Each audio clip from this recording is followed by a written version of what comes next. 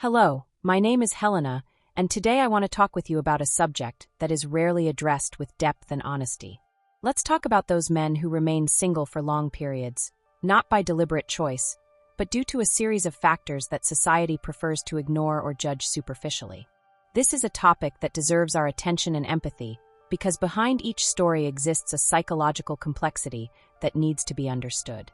When we observe a man who spends years unable to establish a romantic relationship, our immediate tendency is to seek simplistic explanations. We say he's too demanding, that he doesn't try hard enough, that he's afraid of commitment, or that he simply doesn't know how to communicate with women. But the truth is much deeper and often more painful than these shallow justifications suggest. What really happens in the mind and heart of these men is a complex psychological journey that begins long before they even try to approach someone. The first thing we need to understand is that prolonged loneliness doesn't begin with the absence of a partner. It begins with the absence of connection with oneself. Many of these men carry deep emotional wounds from childhood, traumas that were never adequately processed or healed. They may have grown up in environments where emotional expression was discouraged, where crying was a sign of weakness, and where vulnerability was synonymous with failure. This emotional repression creates an invisible armor that, while protecting them from immediate pain, also prevents them from establishing genuine connections with other people. What most people don't realize is that these men frequently develop a sophisticated defense mechanism called anticipatory avoidance. They imagine rejection scenarios before even trying to approach someone. This constant anticipation of failure isn't laziness or cowardice. It's a deeply ingrained psychological pattern that functions as an attempt at self-preservation. If you never try, you never fail. And if you never fail, you never have to face the devastating pain of rejection that, for many of them, has already been experienced in traumatic ways in the past. Another crucial dimension that is rarely discussed is these men's relationship with modern masculinity. We live in a time of transition where gender roles are being redefined, and this creates genuine confusion for many men. They receive contradictory messages constantly. Be strong but sensitive, be confident but humble, be a provider but not domineering, be romantic but not intrusive. This cacophony of expectations creates a psychological paralysis where they simply don't know how to be or act. And faced with this paralyzing uncertainty, many choose the safest path, which is to choose no path at all. Self-esteem is another fundamental factor that needs to be explored seriously. Men without girlfriends for long periods frequently develop an extremely negative internal narrative about themselves. This narrative feeds on every small social interaction that doesn't result in romantic connection, transforming neutral events into confirmations of their inadequacy. If a woman doesn't respond to a message, it's not because she's busy, it's because he's not interesting enough. If a conversation doesn't flow naturally, it's not because there was a personality incompatibility, it's because he is fundamentally defective. This cognitive distortion becomes a vicious cycle where low self-esteem generates behaviors that reinforce low self-esteem. What also needs to be said is that many of these men are not socially incompetent or emotionally limited in the way we imagine. Many have close friends, successful careers, and satisfying hobbies. The problem isn't in the ability to relate in general, but specifically in the ability to create romantic intimacy.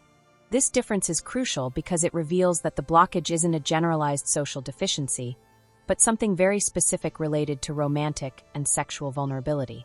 And this vulnerability touches on deep issues of personal worth, the desire to be chosen, and the fear of not being enough. We also need to talk about the role of pornography and virtual interactions in these men's lives. While it's tempting to blame technology for all modern ills, the reality is more complex. For many lonely men, these resources become safe substitutes for the real connection they so desire but fear to seek. It's not that they prefer the virtual to the real. It's that the virtual doesn't reject, doesn't judge, and doesn't require the emotional exposure that real relationships demand. It's an inadequate solution to a legitimate need for connection. But when you're suffering, any relief seems better than nothing. Society also contributes significantly to this problem by creating harmful narratives about single men. There is a silent but powerful stigma that associates men without relationships with some kind of moral or personal failure. This social pressure adds extra layers of shame and anxiety that make it even more difficult for these men to seek help or change their situation. They feel judged, misunderstood, and are often ridiculed when they express their difficulties. This creates even greater isolation where they don't feel safe to share their struggles or ask for support. A frequently ignored aspect is the impact of social comparison intensified by social media. These men constantly see idealized images of happy relationships, romantic moments, and seemingly perfect connections. This amplifies the feeling that everyone around them is achieving something that seems impossible to them. Constant comparison not only diminishes their self-esteem, but also distorts their perception of what real relationships are, creating unrealistic expectations both about themselves and about potential partners.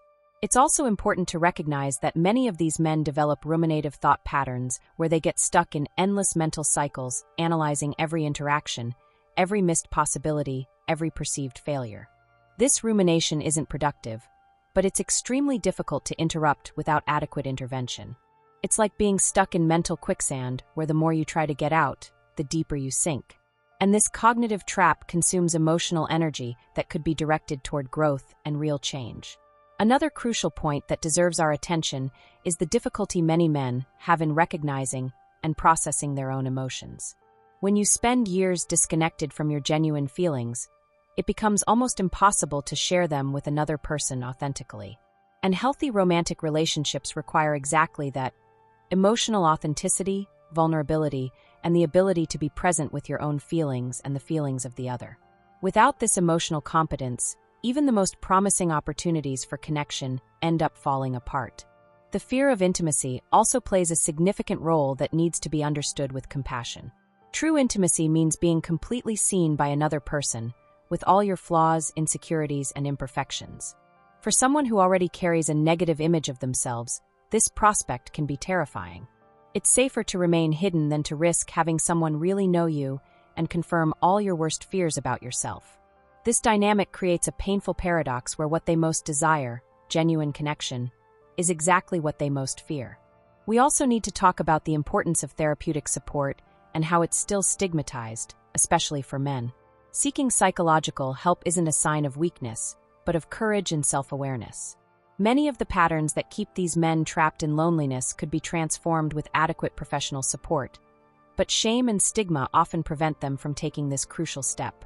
Therapy could help them process old traumas, develop emotional skills, challenge negative narratives, and build a healthier relationship with themselves. What I would like you to understand after everything we've discussed is that men without girlfriends aren't simply people who don't try hard enough or who have obvious flaws. They are complex human beings dealing with deep psychological wounds, destructive mental patterns, and a society that frequently judges them without really understanding them. They deserve compassion, not judgment. They deserve support, not ridicule. And most importantly, they deserve the opportunity to heal, grow, and eventually experience the kind of connection that every human being naturally seeks. If you know someone in this situation, offer genuine understanding instead of superficial advice. And if you yourself are a person facing similar difficulties in creating romantic connections, know that you are not alone and that seeking help is an act of self-love, not weakness. We all deserve love, connection, and the chance to overcome the patterns that limit us.